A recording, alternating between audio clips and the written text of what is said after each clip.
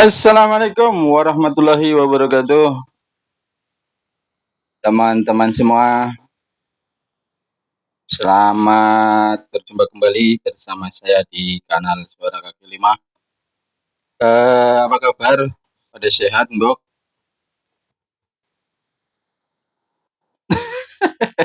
Pada sehat, pada kedua pada apa maning ya? eh, apalah wis. Pada gangsar uripe, pada sehat badane, pada akeh duite, pada murah rezekine. Aduh aduh, alhamdulillah kalau seperti itu, alhamdulillah ya. Pada kesempatan kali ini saya akan ini ada video pendek yang lewat di beranda saya. Aduh, videonya siapa? Ayo kita lihat, kita lihat. Dulu videonya, cuing.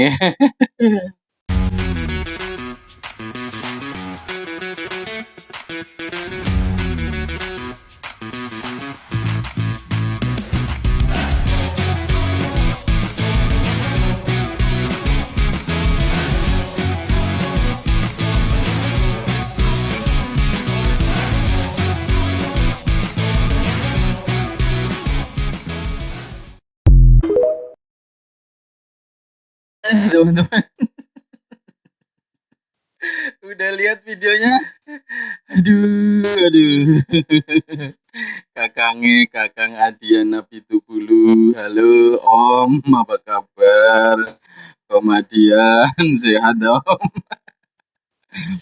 Saya nggak tahu ini dia jadi bagian tim apa itu ya, Bang? Itu bisa nggak paham. Intinya dia itu lagi berkunjung ke IKN gitu, lagi berkunjung ke IKN. Gayanya bro, gini gini. Hmm, aduh, gayanya sombong banget. Aduh, aduh, aduh, aduh. Aduh, ini Bang Adian Apitupulu ini kan orang yang dulunya pendukung Jokowi karena dia orang PDIP, iya kan? Di kemudian hari dia benci Jokowi lah. Kalau bahasa halusnya jangan benci lah. Dia kontra Jokowi gitu kan. Pertama kan pro Jokowi, setelah itu kontra Jokowi.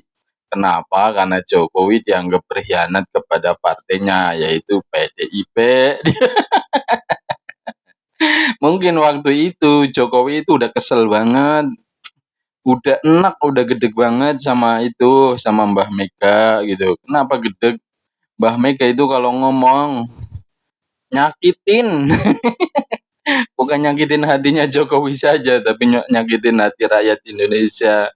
Coba bayangin, kalau enggak ada PDIP lah Jokowi jadi apa? Itu Mbak Megawati kan kalau ngomong kayak gitu gayanya.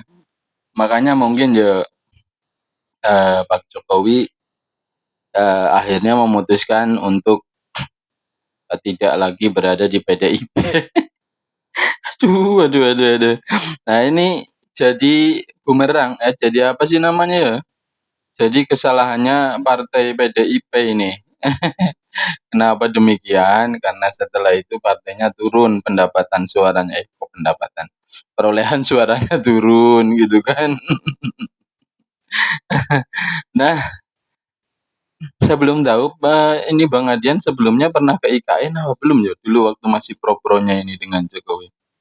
Nah ini yang terbaru itu kan dia datang ke sana ke IKN. Itu kan setelah kontra Jokowi. Itu sebelumnya itu kalau ndak salah ya, pernah saya nyari-nyari videonya ndak ketemu itu. Pernah ada satu video yang yang mengatakan dulu kan setuju banget dengan IKN waktu masih pro Jokowi. Nah, setelah itu dia ternyata menolak IKN. Ada videonya itu yang bersama apa mahasiswa atau siapa itu. IKN mangkrak katanya. Ketularan Mbah Amin Rais. Begitu mungkin kemarin lihat IKN kok, bangunannya udah keren-keren. Dia mungkin speechless nggak bisa ngomong apa-apa. Makanya raut mukanya itu kayak gini. Makanya mungkin kayak gitu karena udah speechless begitu megahnya bangunan istana megah, bangunan kementerian megah, bangunan-bangunan rusun-rusunnya megah, rumah sakit megah. Waduh, ternyata saya salah mungkin dalam batinnya dia mengatakan seperti itu. Aduh aduh aduh. Aha. Nah, setelah kejadian itu, apa namanya, aduh jadi buyar konsentrasi gue ini, buyar buyar. Nah, ya, eh, kita teruskan ya, man buyar-buyar Simon mau apa-apa. Ya, tentunya saya sih yakin banget gitu, anggota-anggota dewan itu nggak mungkin nggak suka kalau tinggal di tempat yang baru gitu, bangunannya baru, terus apa namanya itu, tempat tinggalnya bagus, enak, asri dan seterusnya. Saya kira nggak ada yang nggak seneng gitu. Kalau lihat IKN kan bangunan rusunnya aja yang untuk, ya mungkin sekelas apartemen itu ya, rusun untuk anggota dewan itu sekarang kan belum dibangun ya, itu ya rusun-rusun untuk ASN itu kan bagus banget, megah sekali. Baru lingkungannya sejuk gitu kan, nah, karena lingkungan hijau gitu kan. Saya kira nggak ada yang nggak suka. Kalau seandainya nanti misalnya sekarang anggota dewan misalnya ada sebagian yang nggak katakan nggak setuju atau gimana bla bla bla, nggak mungkin sih nanti kalau seandainya gedung legislatif sudah dibangun megah berdiri kemudian disuruh pindah nggak mau pindah. Kayaknya sih omong kosong. Tetaplah seneng banget dengan pindah mah ya cuma ngomong doang. Kan pindah nang tempat sing anyar, tempatnya indah, asri, wis perak karo sing ijo-ijo, alah wis seneng banget pokoknya. Terus uli omah anyar maning, omah dinasnya anyar kan, nang rusun kene, baru fasilitasnya mewah misalnya dan seterusnya, alah siapa sih ora seneng. Ya, karena untuk kita ya, untuk saya, untuk kami-kami ini yang berada di bagian Indonesia Timur ini jelas sangat ini sekali ya bagi kami, ya entah yang di Indonesia Barat sana. Bagi kami sangat ini sekali, sangat penting sekali artinya IKN itu. Ya bayangin yang di Papua misalnya kalau ada urusan kepemerintahan, kemudian harus ke Jakarta kan jauh banget. Kalau cuma sampai di Kalimantan kan baru Kalimantan bagian timur kan lebih dekat bisa memangkas waktu perjalanan itu. Nah, kemudian secara pembangunan jelasnya pertumbuhan ekonomi ya mungkin ya, jelasnya bisa lebih cepat tumbuh untuk bagian wilayah timur ya karena tentunya nanti barang-barang hasil-hasil hasil-hasil pertanian gitu misalnya yang ada di sini, sayuran atau perkebunan atau apa itu nanti akan ini ya, terserap oleh oleh, kota-kota yang berada di sekitar IKN kan nanti akan tumbuh pesat gitu kan, dan nanti hasil-hasil bumi, hasil-hasil pertanian itu akan mudah terserap gitu yang dari Indonesia Timur. Harapannya kan seperti itu gitu kan.